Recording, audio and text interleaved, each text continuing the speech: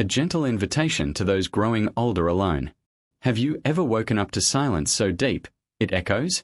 No footsteps. No soft voices down the hall. No one calling your name from the kitchen. Just the stillness of your own breath, the rustling of your bedsheet, and the weight of time slowly settling into the room. For many older adults, this is not a rare moment, it's the new rhythm of life. After the children grow up and move away, after the spouse passes on, and after the noise of everyday responsibilities begins to fade, what remains can often feel like an emptiness too quiet to bear. But here's a truth you may not hear often enough. Solitude does not have to become suffering. Loneliness is not a punishment for growing old. It is not a sign that your value has faded, or that your best years are behind you. In fact, the later chapters of life can still be the most meaningful, the most peaceful, and even, yes, the most joyful. If you are walking this road of aging alone, this video is for you. And if you've ever wondered how to keep your heart full, your days meaningful, and your spirit light even in solitude, I invite you to stay with me until the end. Because in the next few minutes, I will share with you 5 emotional truths, not tips, not quick fixes, but soulful practices you can embrace each day to protect your well-being and rediscover purpose in your quiet hours. These are truths drawn from both science and real life, from patients I've worked with, from older friends I've loved, and from wise elders who've taught me that growing older alone is not the end of connection, it's the beginning of something more reflective, more resilient, and more real. Before we begin, I gently encourage you to subscribe to this channel if you haven't already. Not just to support our work, but to walk with us as we explore more stories, more insights, and more conversations that honor your journey. And if this topic touches something inside you, please stay. Watch until the end. Because one of these messages might be the reminder your heart has quietly been waiting for. Now, take a deep breath. Let it out slowly. You're here. And that matters. Let's begin with the first message. 1. Build a gentle rhythm that holds you. There's something quietly dangerous about a day with no shape. It begins without urgency. No alarm clock. No one to make breakfast for. No meetings. No errands. No expectations. And at first, that may sound like freedom. But over time, that freedom can quietly slip into formlessness. And when the day has no rhythm, the heart begins to drift. I've seen this happen in so many older adults. Men and women who spent decades living by the clock, raising families, showing up for work, managing calendars, suddenly find themselves in a home that doesn't ask anything of them anymore. And slowly, without even realizing it, their days begin to blur. Meals are skipped. Mornings stretch into afternoons. Sleep becomes restless. Motivation fades. Time begins to feel meaningless. But here's the truth. You don't need a job or a busy household to have purpose. What you need is a rhythm, a gentle, personal routine that gives your day structure, safety, and a sense of progress. This isn't about overloading yourself with tasks. It's about giving your soul a pattern to rest in. Take Robert, a 76-year-old retired engineer I once worked with. After his wife passed, he told me the days felt like empty halls, quiet and endless. He would sit in front of the television for hours, not even remembering what he watched. Meals were microwaved and eaten in silence. He was existing, but not really living. Together, we started something simple. He woke up at the same time every day, made his bed, brewed fresh coffee instead of just reheating yesterday's, and stood on the porch to watch the sunrise for 10 minutes. That was it. And something shifted. The porch became his morning chapel. The coffee became a ritual. The day began to carry meaning again, not because it was full of tasks, but because it began with intention. Eventually, he added a walk around the block, a 10-minute call with his daughter, and time in the evening to write one sentence in a notebook, something he noticed, remembered, or appreciated that day. It's tempting to believe that big change requires big effort. But when you're growing older, especially alone, it's the small, consistent rhythms that protect your spirit. Waking at the same hour. Eating nourishing meals at regular times. Moving your body in the morning light. Creating tiny rituals, lighting a candle at dinner, listening to soft music as the sun sets, writing a line before bed. Each of these moments acts like a stone on the path, guiding you forward, giving your soul something to walk on. Because here's what no one tells you. Disorder invites despair. Rhythm invites peace. And in the quiet spaces of aging, peace is one of the greatest gifts you can offer yourself. So if you're feeling lost in the stillness of your own home, don't start by filling your calendar. Start by grounding your day. Set a wake-up time. Open the curtains. Brew tea slowly. Watch the morning birds. Create a rhythm not because you must, but because you deserve a day that holds you gently. Let the day have structure, and the soul will soon remember how to rise again. Now, let's continue with the second message. 2. Keep moving even when no one is watching. There's a quiet tragedy that often unfolds behind closed doors in the lives of older adults, the slow surrender of the body. It doesn't happen all at once. It starts with skipping the morning walk just for today. It's putting off the stretch because your joints feel a bit stiff. It's sitting in your favorite chair a little longer, and then staying there all afternoon. Days become quieter. Movements become fewer. And before long, the body forgets what it once knew: how to rise with strength, how to balance with ease, how to feel alive. But let me tell you something I've learned after decades of working with seniors. Your body is still listening to you. No matter how old you are, no matter how many years of stiffness or fatigue you've lived through, your body still wants to move. And when you invite it gently, consistently, it will respond. Movement, in your later years, isn't about vanity. It's about freedom. It's about being able to lift your own groceries, climb the stairs, get out of bed without help, and walk to the mailbox without fear. It's about maintaining your independence not just in function, but in dignity. I remember Ellen, a 78-year-old retired librarian. After she stopped working, her world grew smaller. She sat more, walked less, and assumed that tiredness and joint pain were simply signs of aging. But what she didn't realize was that her stillness was slowly becoming her prison. One day, her daughter asked if she'd join a walking group. Ellen resisted. She felt embarrassed by how slowly she moved. But eventually, she said yes. She started small 10 minutes, with pauses. She stretched each morning before leaving the house. Within weeks, something remarkable happened. She didn't just walk further. She stood taller. She slept more soundly. She smiled more often. And most importantly, she no longer felt stuck inside her own body. Movement is not about exercise. It's about communicating life to your cells. It tells your heart to pump with strength, your lungs to breathe more deeply, your brain to stay awake. And here's the beautiful truth. You don't have to run marathons. You just have to move. Stand and sit 5 times in a row. Walk around the room during every commercial break. Stretch your arms above your head while waiting for your tea to steep. Put on music and sway. Even 5 minutes of gentle movement sends a message to your body. I still need you. I still believe in you. And it doesn't stop at muscles. Your brain also benefits. Study after study confirms that regular movement improves circulation to the brain, reduces the risk of dementia, and boosts mood by increasing the production of feel-good chemicals like serotonin and dopamine. In fact, some of the most alert and joyful seniors I know are the ones who move not because they have to, but because they choose to.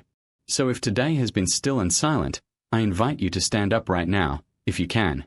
Roll your shoulders. Flex your ankles. Take a step. Maybe another.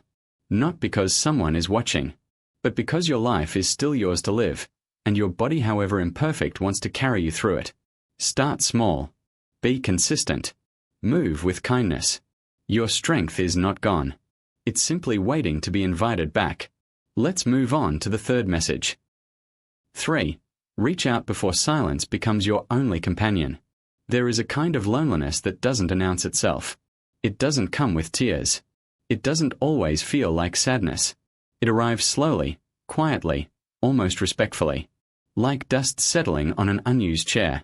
Like the stillness after a door closes for the last time.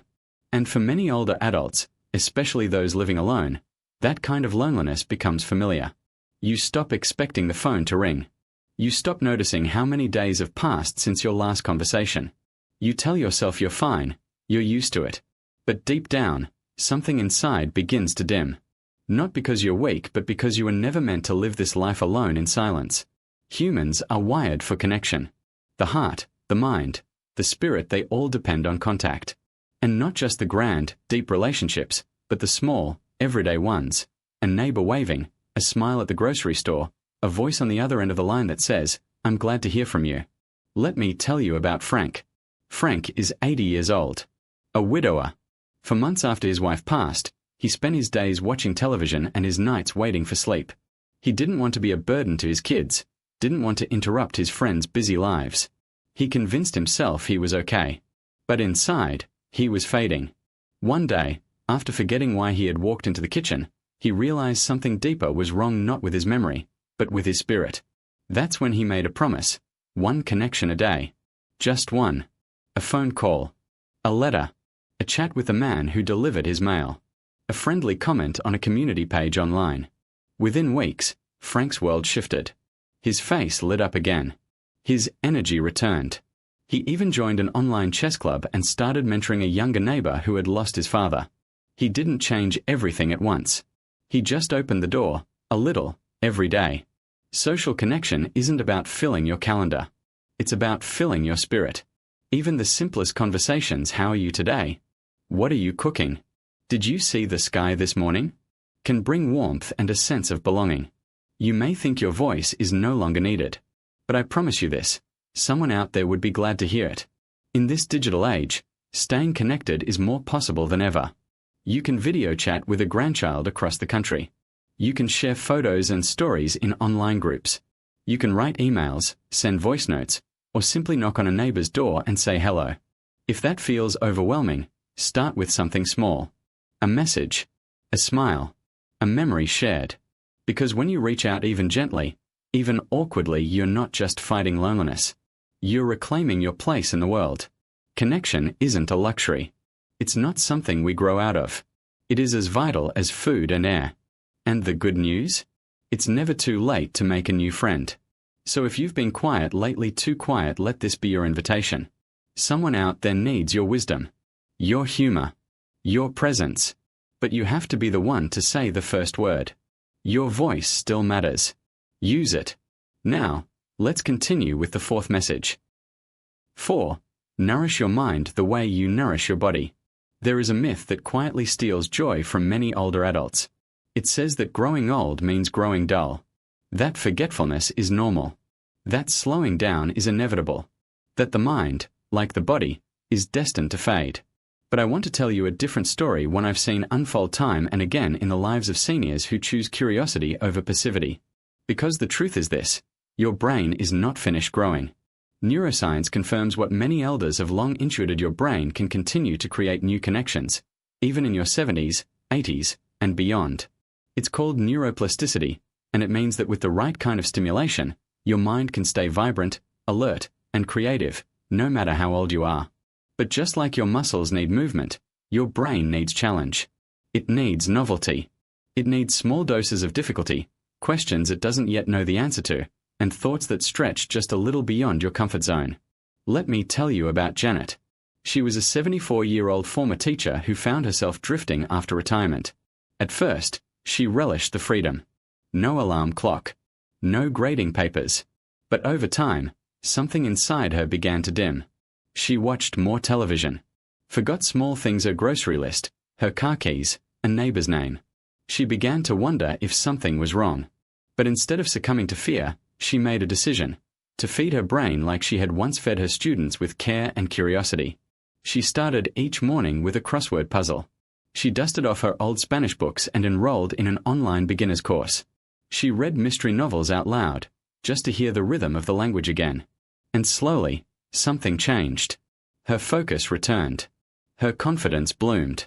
And perhaps most beautifully of all, she began to share what she was learning with others, sparking conversations that filled her days with meaning. Mental sharpness doesn't demand brilliance. It asks for consistency, for challenge, for engagement. So ask yourself, when was the last time you learned something new? It could be anything. A new recipe, a card game, a piece of family history you write down for your grandchildren, a language app you try for 10 minutes a day. Even switching your routine, walking a different path, listening to a new kind of music, asking a new kind of question nudges your brain into alertness. And it's not just about memory. It's about vitality. When you engage your mind, you give yourself reasons to look forward to tomorrow. You build self-trust. You feel capable, creative, and connected to something bigger than the repetition of daily tasks. When you stop growing, you begin shrinking. But when you remain curious, you stay expansive no matter your age. And remember, your mind is not separate from your heart. A nourished brain leads to a lighter spirit. A curious mind keeps loneliness at bay. So if you've spent the last few days passively scrolling, zoning out, or moving through the motions, I invite you to choose one small thing to learn this week. Not to impress anyone. Not to stay young. But to honor the truth that you are still becoming. Stay curious. Stay open. Your mind is still listening. Let's move forward to the fifth and final message. 5. Give something of yourself and watch the world give back. When life quiets down in old age, it's easy to believe you've given all you can. You've raised your children. You've worked your years. You've cared for others, sacrificed time, poured energy into responsibilities that are now behind you. And now, with more stillness in your home and fewer hands to hold, the thought creeps in, what do I have left to offer? But I want to tell you a secret that the happiest older adults have discovered. You are never too old, too tired, or too alone to give something meaningful. In fact, the act of giving, especially when you feel like you have little left, is what reignites the light inside you. Not because it's an obligation. Not because it's expected. But because giving reminds you of something essential. You still matter. I think of Margaret. She was 82, a retired nurse. Her children were grown and lived far away. Her days were long and predictable. Though she had no major health issues, she told me one day, I just feel invisible. We sat in silence for a while. Then I asked her, who needs what you know? That question lingered with her.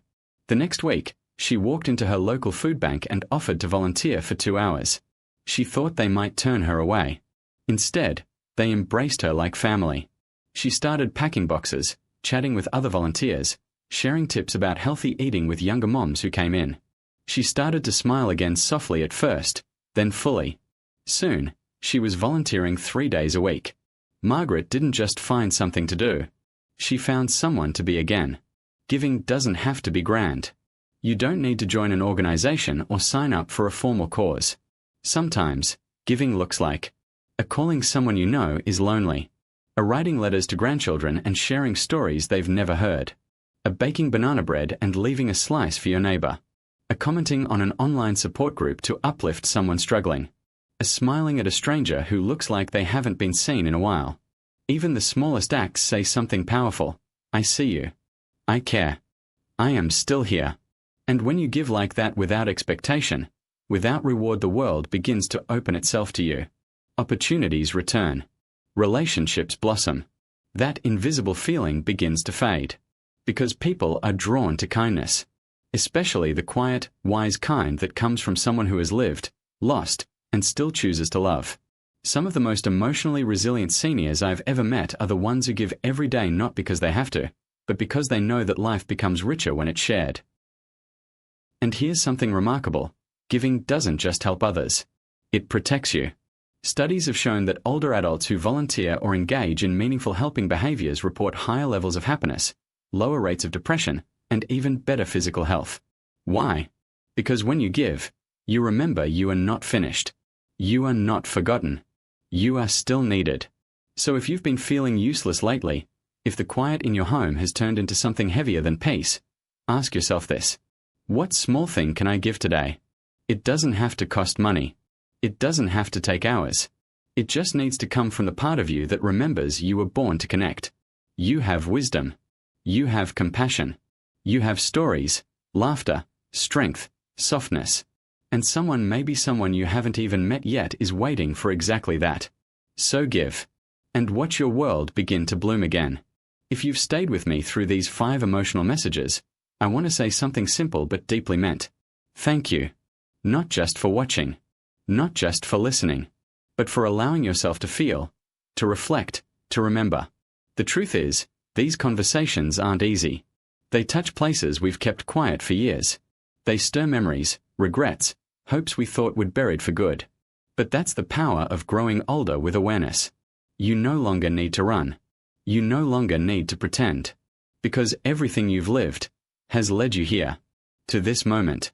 To this gentle pause. To this possibility of peace. So here is my soft invitation. If any part of this video resonated with you, I encourage you gently, kindly to share your thoughts below. Tell me one thing that touched you. One idea you'll carry into your week. One habit you might try tomorrow. Your comment might be exactly what another viewer needs to read. And if you haven't yet, please subscribe to this channel. not just to follow our content, but to walk this path with others who, like you, are learning to grow older with grace, courage, and heart. We'll be here with more reflections, more stories, and more truths that remind you. You are not alone. You are not forgotten. And the most meaningful part of your life may still be ahead.